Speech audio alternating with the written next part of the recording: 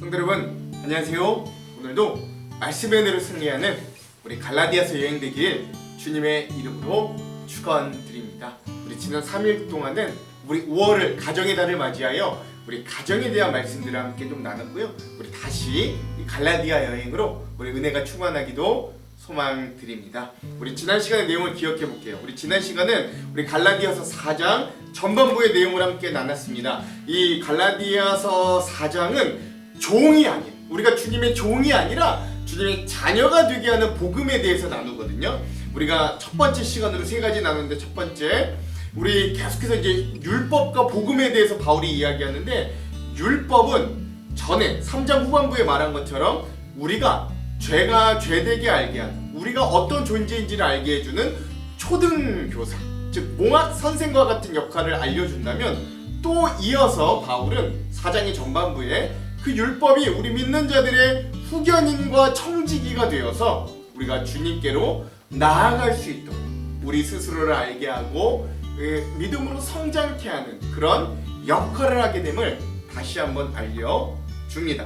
그러므로 바울은 이걸 말하는 거예요. 그러니까 우리가 그렇게 어렸을 때는 약간 종의 모습처럼 배울 수도 있다. 어리기 때문에, 약하기 때문에 그런 훈육하는, 우리를 교육하는 자들에게 우리가 종된 모습으로 나아갈 수도 있다. 그러나 우리가 성장해서는 그런 여전히 종의 모습을 가지고 있어서는 안 되지 않느냐. 그러니 우리가 주님의 자녀의 모습으로, 주님의 자녀의 자리로 나아갈 수 있어야 되는데, 그러므로 우리가 하나님을 우리의 죄인으로만 여기는 게 아니라 아빠, 아버지라 부를 수 있는 그 자녀의 자리로까지 성장하고 나아가야 된다라고 이야기하고 있는 거죠. 더 이상 종의 자리에 머물려고 하지 말고 진짜 우리가 주님의 그 상속의 자리, 천국의 상속, 유업을 받을 그 유업자의 자리, 그 자녀의 자리로 돌아가라 라고 이야기합니다. 그러므로 이 4장의 전반부에 마지막 세 번째 바울은, 그러니 너희들 왜 그 종의 자리로 다시금 돌아가려고 하느냐,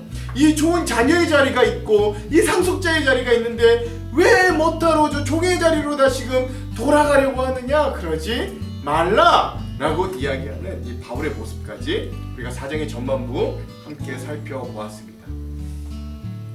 오늘은 이제 이어서 이 신드기에 대한 해석 네 번째 시간이고요. 그래서 갈라디아서 4-2의 시간입니다. 오늘의 본문은 4장의 중반부인 12절에서 20절까지 우리 짧은 구절이지만 함께 볼 거고요. 제목을 짓자면 해산의 고통을 당할지라도 라고 제목을 지어봤습니다. 자, 그럼 두 가지 맥을 짚어보고 오늘 내용과 주안점을 함께 볼 건데요. 먼저 첫 번째, 자, 갈라디아 지역 교회들이 첫사랑을 잃고 복음에서 벗어나게 된 원인이 나옵니다. 오늘 말씀에 보면 바울이 내가 질병 중에 있고 연약함 중에도 너희들은 나를 선대해 주었고 호의적으로 대해 주었고, 그래서 너희들이 나를 통해 복음을 알고 예수 그리스도를 알아 서로가 얼마나 사랑하게 됐는가, 나는 그때 너희들에게 눈까지도 빼줄 수 있을 정도였다라고 말하지만, 그러나 이제는 자꾸 너희가 나에게 원수를 대하려고 한다라고까지 말하거든요. 이런 원인이 어디 있는가? 오늘 말씀을 통해 깊이 묵상해 봤으면 좋겠습니다. 두 번째, 거짓 율법자들의 열심과 또 열심이 있어요. 거짓 율법 교사들도 열심이 있습니다. 그러나 바울은 이 갈라디아 지역의 교회들과 성도들에게 다시 한번 해산의 고통을 감내하기까지 내가 복음을 전한다 라고 해요.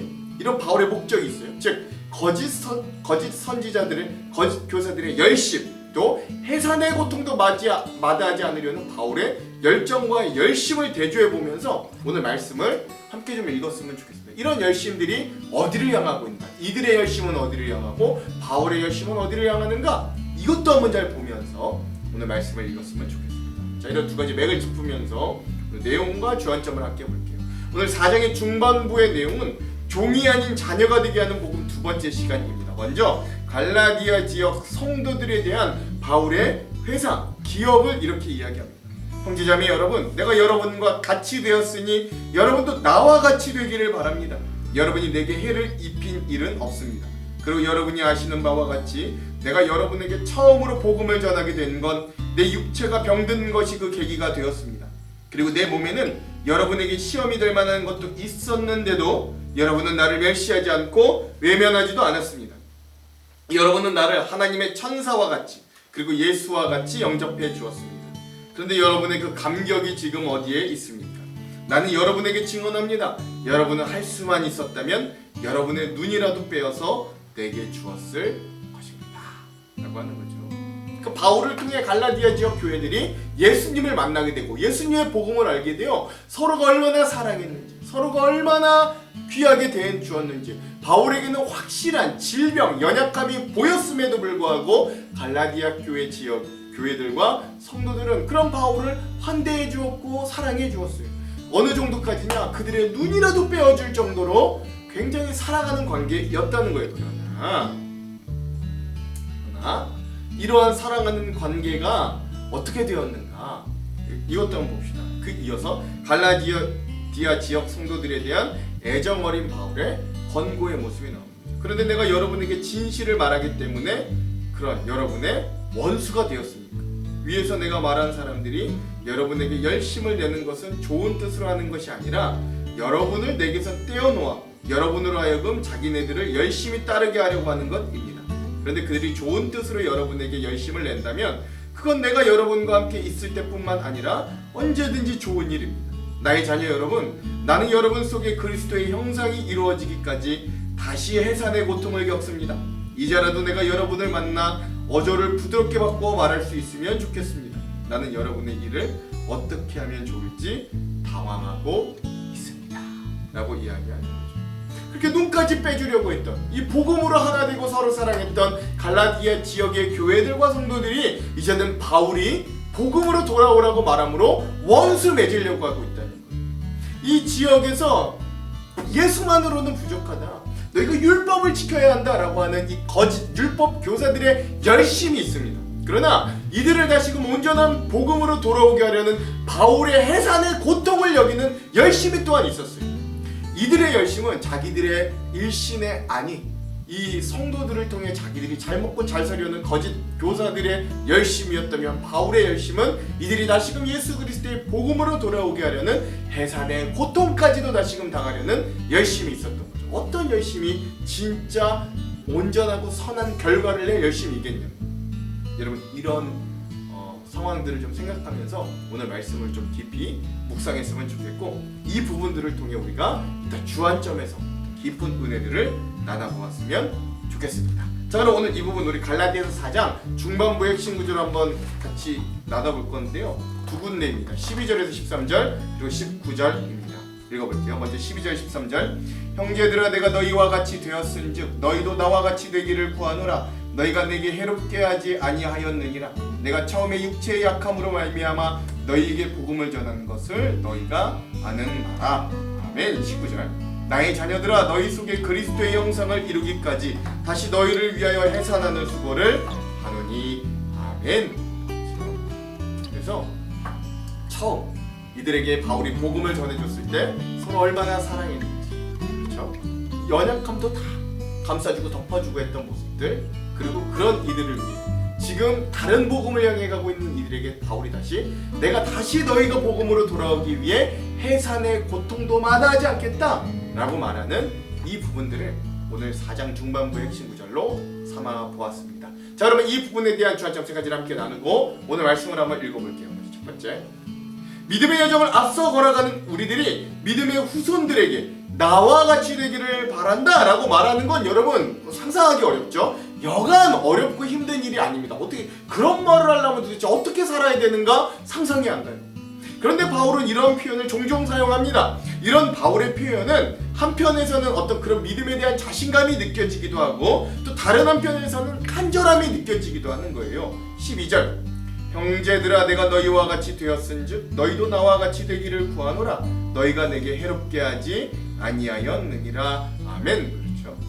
오늘 본문 가운데서도 바울은 이 갈라디아 지역 교회들과 성도들이여 나와 같이 되기를 구한다라는 말을 함께 권면으로 이어갑니다. 이는 오늘 본문을 기록한 목적을 아주 잘 나타내주는 표현이라고 할 수 있죠.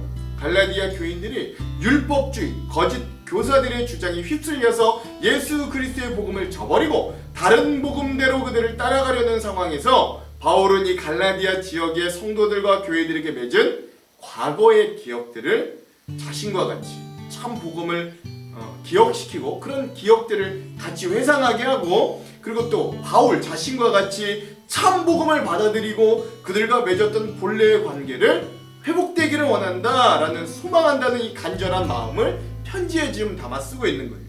바울은 먼저 갈라디아 교인들에게 내가 너희와 같이 되었다라고 이야기합니다. 이게 무슨 말이냐? 여러분, 선민의식에 둘러싸여 사였던 유대인 중에 유대인이었던 바울이 이방인들이 대부분인 이방 지역이었던 갈라디아 사람들과 똑같이 되었다는 건 자신의 유대인으로서의 정체성을 복음을 위해 과감히 포기하는 행위들, 곧 율법이나 율법의 행위들을 벗어던지고 이방인들과 함께 자유함 가운데 그들과 어울렸다라는 의미를 말하는 거예요. 즉 바울이 신앙 스타일을 이들에게 바울의 자기의 신앙 스타일을 이 이방인인 갈라디아 지역의 교회들과 성도들에게 강요하지 않고 이들의 마음과 생명을 얻기 위해 오히려 바울이 이방 지역인 이 갈라디아 지역의 성도들과 같은 처지로 이방인과 같이 내가 되었다, 이방인과 같이 살았다라는 걸 의미하는 거예요. 바울이 유대인으로서의 삶이 아니라 이방인으로서의 삶을 기꺼이 살았던 건 온전히 하나님의 복음을 이들에게 전하기 위했던 것이죠. 예전에도 그런 말이 있었죠. 우리 고린도전서 9장 20절에서 21절. 유대인들에게 네가 유대인과 같이 된 것은 유대인들을 얻고자 함이요 율법 아래 있는 자들에게는 내가 율법 아래 있지 아니하나 율법 아래 있는 자 같이 된 것은 율법 아래 있는 자들을 얻고자 함이요 율법 없는 자에게는 내가 하나님께는 율법 없는 자가 아니요 도리어 그리스도의 율법 아래 있는 자이나 율법 없는 자와 같이 된 것은 율법 없는 자들을 얻고자 함이라. 아멘. 그렇습니다. 유대인을 얻기 위해 유대인과 같이 행했던 것처럼 율법 없는 자를 위해서는 율법 없는 자와 같이 행하였다고 바울은 증언하는 거예요. 즉 바울은 갈라디아 교인들, 이방인이었던 이들을 얻고자 자신도 이들과 같이 이방인처럼 되었다라고 하는 거예요. 그런데 한편 바울은 이어서 갈라디아 교인들에게 이렇게 내가 했던 것처럼 너희도 나와 같이 되기를 구한다라고 말합니다. 이건 신문적으로 너희도 내가 유대인이니까 유대인처럼 되라 라는 말이 아닌 거예요. 고린도전서 11장 1절에 보면 내가 그리스도를 본받은 자와 된 것 같이 너희도 나를 본받는 자가 되라 라고 말한 것처럼 나 바울이 온전한 복음을 통해 그리스도인이 된 것처럼 너희도 그리스도인이 되라고 권면하는 거예요. 이건 마치 한 참 의인이셨던 예수님께서 죄인들과 함께 어울리고 교제했던 것과 같은 거예요. 근데 예수님께서는 늘 그런 죄인들과 교제하셨지만 그들의 죄에 전혀 물들지 않으셨고 오히려 죄인들을 복음의 사람, 의의 사람으로 변화시키셨어요. 이런 현상은 사실 사람의 힘으로는 거의 불가능해 보이기도 합니다. 왜냐면 우리는 금묵자학이라는 말도 있잖아요. 우리가 어두운데 죄악에 어울리면 거기에 물들기가 쉽지 선한 게 악한 것에 다가오기가 쉽지가 않아요. 그런데 오직 성령님의 인도하심이 있을 때 이런 일이 가능합니다. 이것이 우리가 성령에 충만해야 되는 이유 중에 하나입니다. 성령에 충만하지 않으면 복음으로 살 수도 없고 복음의 일꾼이 될 수는 더더욱도 없습니다.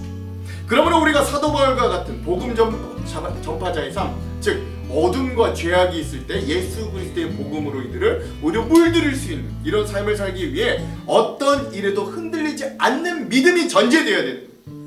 그래서 우리가 관계하는 모든 자들에게 차별과 외면을 행하지 않되 그들 속에 들어가서도 우리가 그들의 악하고 세속적인 영향력에 파묻히는 게 아니라 오히려 우리가 간직하고 있는 예수 그리스도의 선한 영향력이 우리가 속해 있는 모든 관계와 삶의 반경에 강력하게 퍼질 수 있기를 저는 강력하게 소망합니다.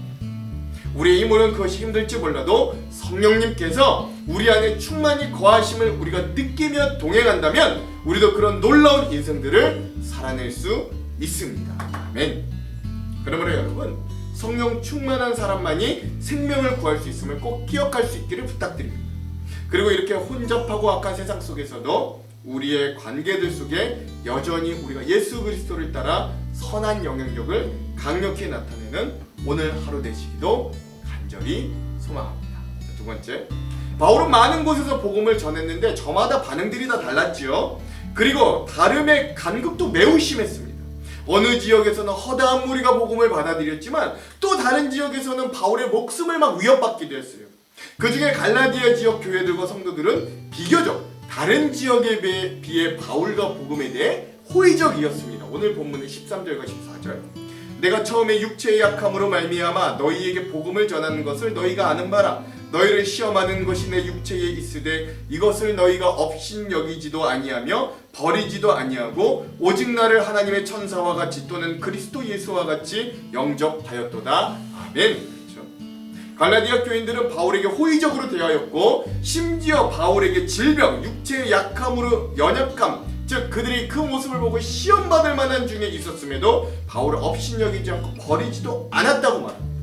바울이 말하는 자기의 육체의 약함에 대해 성경이 그 어떤 질병인지 정확히 밝히고 있진 않지만 그가 가진 육체의 약함은 그 질병이 발현될 때 그런 바울의 모습을 보면 사람들로 하여금 업신여기거나 바울을 멀리하게 할 만큼 굉장히 눈에 띄고 연약한 질병이었다는 사실을 오늘 본문을 통해 우리가 좀 가늠해 볼 수 있는 거죠.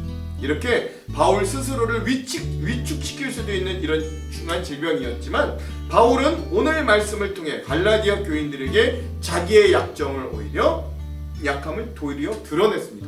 왜냐하면 바울의 질병 혹은 육체의 약함이 복음을 전하는데 전혀 갈라디아 지역에서는 걸림돌이 되지 않는다고 생각할 정도로 이 갈라디아 지역 교회들과 성도들이 그런 약한 바울을 사랑하고 선대했기 때문입니다. 이렇게 예전에 복음으로 서로 사랑하고 서로 신뢰하였던 시절과 이 갈라디아 성도들의 첫사랑의 믿음을 회상하던 바울은 말을 이렇게 이어갑니다. 바울은 갈라디아 성도들에게 너희의 복이 지금 어디 있느냐? 라고 묻는 거예요. 15절 너희의 복이 지금 어디 있느냐? 내가 너희에게 증언하노니 너희가 할 수만 있었더라면 너희의 눈이라도 빼어 나에게 주었으리라.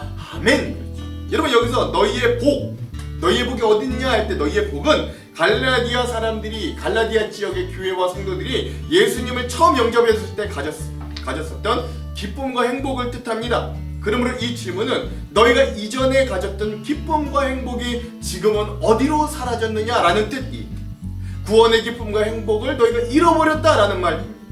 그러면서 계속해 말씀하는 거죠. 갈라디아 교인들은 할 수만 있었다면 눈이라도 빼어 바울에게 줄 만큼 바울을 지극히 사랑했었다라는 말입니다. 우리말에 여러분 몸이 18이면 그 중에 눈이 9알이다 라고 하는 말이 있어요. 눈의 소중함을 나타내는 표현이죠. 그런데 갈라디아 교인들은 바울을 위해 그렇게까지도 섬길 수 있었다고 말합니다. 그러나 그들의 이러한 특심은 한때 이야기였던 것 같아요. 눈을 빼어줄 수 있을 만큼 섬겼던 바울을 이제는 갈라디아 교회 지역의 교회들과 성도들이 원수처럼 대하고 있기 때문입니다. 존경과 사랑의 대상이 원수 취급을 받고 있다는 거죠. 갈라디아 교인들은 바울에게 처음으로 복음을 들었을 때는 이렇게 극단적인 희생까지도 감수하려는 희생적이고 열정적인 태도를 가졌는데 이제 그들은 거짓 교사들이 와서 바울이 전한 복음을 왜곡시키고 바울의 사도권을 부인하는 등 갈라디아 교회 성도들이 바울을 거짓말쟁이로 오해하도록 만들었다는 거예요. 그 결과 바울이 전해준 복음에 대한 기쁨과 열정을 상실해버리고 오히려 이런 결과가 나타났습니다. 16절 그런즉 내가 너희에게 참된 말을 함으로 원수가 되었느냐? 아멘. 눈이라도 빼어줄 만큼 사랑하는 관계에 있었던 이 갈라디아 지역의 교인들이 지금은 바울과 복음의 원수가 되려고 하는 거예요. 바울의 마음이 얼마나 아팠을까요? 그들에게 복음을 전하고 믿음을 시작하게 하였던 전파자 바울을 향한 이 사랑마저도 어디론가 사라져버릴 위기에 있게 되었습니다. 바울은 갈라디아 교인들에게 복음을 전했지만 그들은 복음이 아니라 바울이나 바울의 설교적인 논리에 매료되었던 것 같아요. 바울이 전한 복음을 듣고 올바르게 깨달은 교인들이었다면 율법주의를 전하는 교사들의 가르침에 쉽게 이들이 흔들리지 않았을 것이기 때문입니다.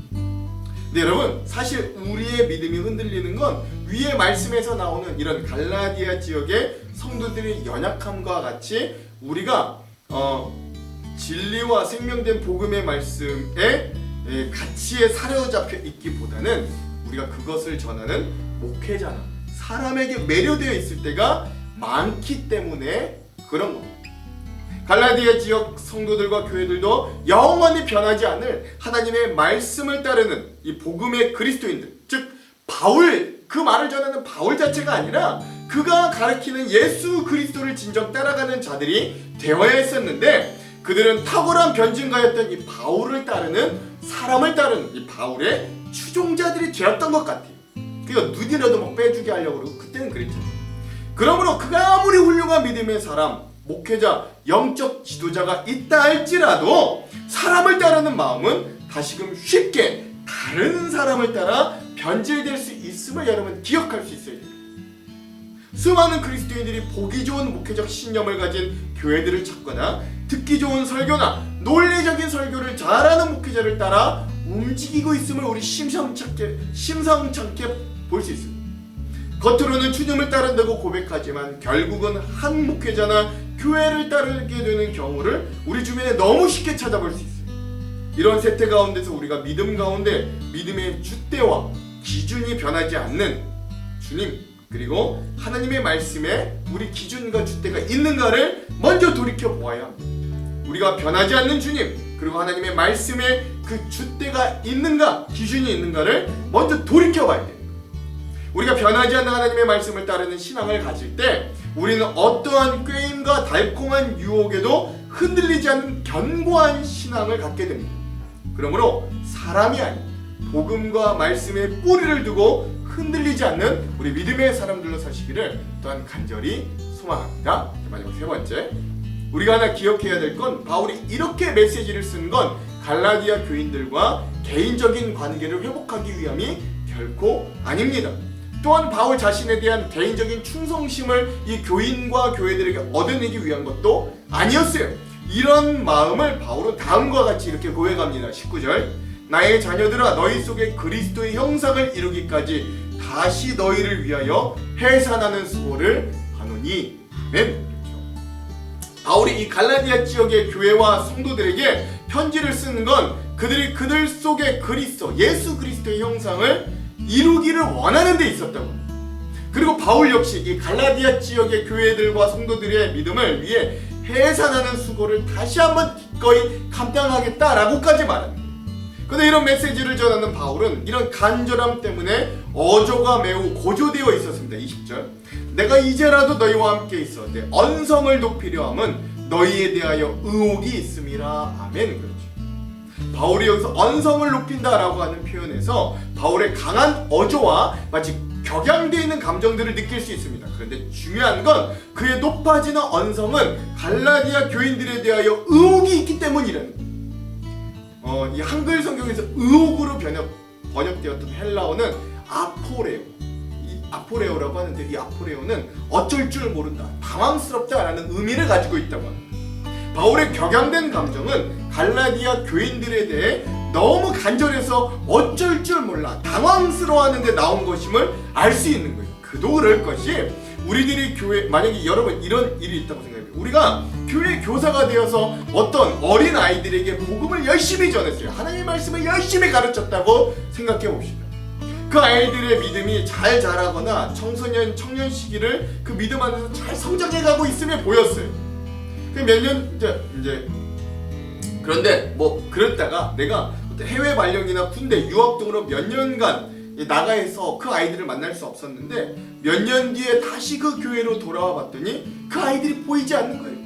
그런데 어느 날 다른 사람들을 통해 그 아이들이 신천지와 같은 이단에 빠졌다는 소식을 전해 들은 겁니다.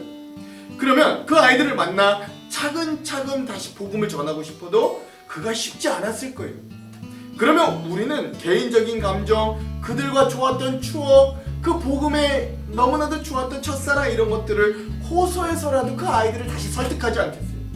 그러면 우리는 개인적인 감정, 그렇게 해도 만약에 큰 변화가 없다면 어쩔 줄 몰라 당황스러워 그 아이들에게 격양된 표현으로 말할 수 있을 겁니다. 갈라디아 교인들을 향한 바울의 마음이 마치 그와 같았을 거예요. 마음을 담은 바울의 메시지는 바울 자신을 위한 게 없었습니다. 그러나 갈라디아 교인들을 선동하고 꾀이는 율법주의자들은 그렇지도 않았다는 거예요. 그러니까 문제는 이렇게 갈라디아 교인들을 꾀어내는 사람들에게도 열심이 있었다는 거죠. 바울에게만 해산의 고통을 향하는 열정이 있었던 게 아니라 이들에게도 열심이 있었다는 겁니다. 17절, 그들이 너희에 대하여 열심내는 것은 좋은 뜻이 아니요 오직 너희를 이간시켜 너희로 그들에 대하여 열심을 내게 하려 함이라. 아멘.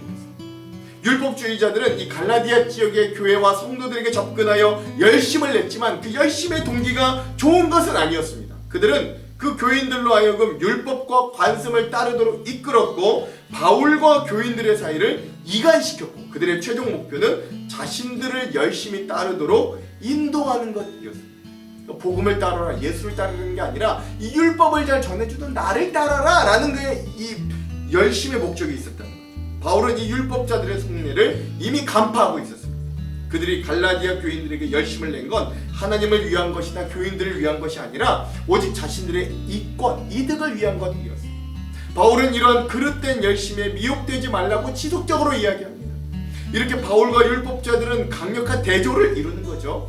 바울은 갈라디아 교인들 하나하나가 예수 그리스도의 형상을 이뤄가는 그 성전된 신앙을 이어가기를 바라며 그들을 가꿨어요. 해산의 고통을 감당하면서까지 그는 갈라디아 지역의 교회와 성도들이 다시금 복음으로 돌아오기를 간절히 바라고 있었습니다. 그러나 율법주의자들은 자신들이 만들어 놓은 어떤 강도의 소굴에 필요한 희생양이 이 갈라디아 지역의 교인과 교회가 되어주기를 바라며 그들을 꿰어낸 거예요. 바울과 율법주의자들의 이런 대조를 보면서 우리는 우리 스스로를 그리스도의 형상으로 빚어나가게 권하고 또 각자를 성전으로 세워가도록 돕는 교회로 각자가 세워져야 되겠다. 여러분 이것들을 좀 기억할 수 있어야 됩니다. 그러므로 오늘 우리도 우리의 공동체 중에 믿음이 연약한 자들이나 우리 주변의 이웃들에게 다가가 그들을 주님께로 인도하기 위해 해산의 고통을 기꺼이 감내하는 진짜 교인들, 진짜 교회가 될 수 있어야 된다는 거예요. 해산의 고통은 그 어떤 고통과 비교해도 굉장히 큰 고통이지만 그 이후에 낳고 만나게 될 영적 자녀들이 우리에게 주는 보람과 가치는 말로 표현할 수 없습니다. 그러므로 오늘 우리의 믿음의 열정과 열심의 방향이 어디를 향하고 있는가를 먼저 좀 되돌아보십시오. 나의 만족과 유익을 위해 열심히 있다면 이 믿음의 열심이 그런 방향이라면 그거 잠시 멈추게 하고 복음을 드러내고 주님을 자랑하는 열심이라면 해산의 고통도 능히 감당하도록 힘을 주시기를 함께 기도하며 나아가는 우리 믿음의 여정, 그렇게 열매가 맺히고 영적 자녀들을 생산해낼 수 있는 우리 놀라운 삶이 되기를 또한 주님의 이름으로 축원드립니다. 기도할게요. 하나님, 오늘 우리가 진정한 예수 그리스도의 복음을 전하기 위해 영적인 복음의 자녀들을 낳기 위해 해산의 고통도 수고하지 않는 이 바울의 모습을 보며 우리의 믿음의 열심과 열정이 어느 방향을 향하고 있는가 되돌아보기를 소망합니다. 우리에게도 이런 마음을 주시고 바울과 같은 마음을 주셔 말씀과 복음의 기준으로 삼고 흔들리지 않는 믿음 가운데 우리도 다른 이들에게 이 해산의 고통을 통한 복음의 자녀들, 영적 자녀를 생산할 수 있는 은혜도 허락하여 주시옵소서. 그리고 도전 주실 것을 믿고 의지하며 예수님 이름으로 기도합니다. 아멘. 그럼 사랑하는 성도 여러분, 오늘 하루도 말씀으로 승리하십시오. 사랑하고 축복합니다.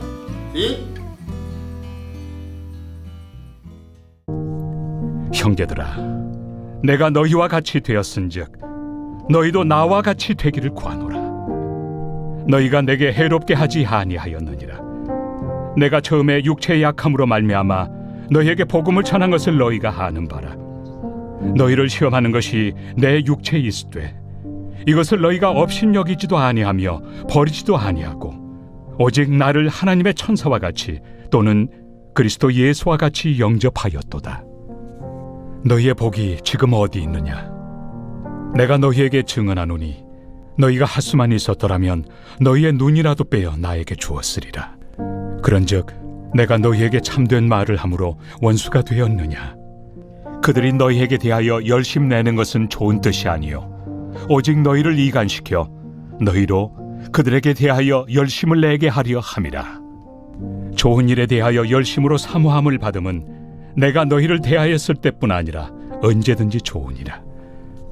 나의 자녀들아, 너희 속에 그리스도의 형상을 이루기까지 다시 너희를 위하여 해산하는 수고를 하노니 내가 이제라도 너희와 함께 있어 내 언성을 높이려 함은 너희에 대하여 의혹이 있음이라.